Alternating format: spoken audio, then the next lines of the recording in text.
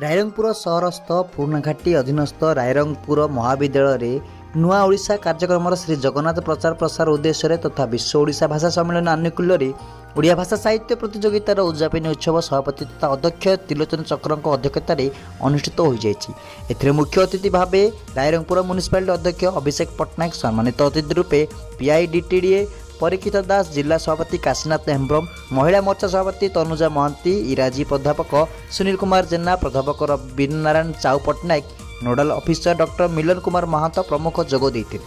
सभा प्रारंभ में श्री जगन्नाथ फोटोचित्र प्रदीप प्रज्वलन पर महाविद्यालय छात्रीगण स्वागत संगीत गान करते। मुख्य अतिथि रायरंगपुर महाविद्यालय उत्तरोत्तर उन्नति कामना करी आगुरी छात्र छात्री नाम लेखा संख्या एवं मान्यवर गणशिक्षा मंत्री सुधा मार्डी प्रचेषा फल छात्र छात्री नाम संख्या बढ़ाई दि जाएगी। तत्पर महाविद्यालय होता ओडिया भाषा साहित्य प्रतियोगितार कृति प्रतियोगी मानू अतिथिगण मानपत्र फलक दे पुरस्कृत करते। इंग्राजी प्राध्यापक सुनील कुमार जेना अतिथि परिचय प्रदान करथिबा बेले प्राध्यापक वीरनारायण चाउ पट्टनायक परिशेष धन्यवाद अर्पण करथिले।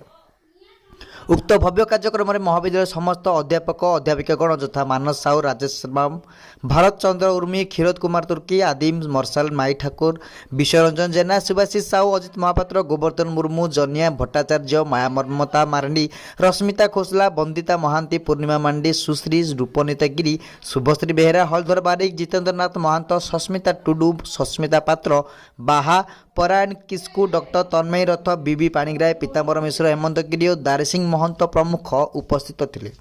रायरंगपुर श्यामल दुपरडाग रिपोर्ट, दिग्दर्शन न्यूज।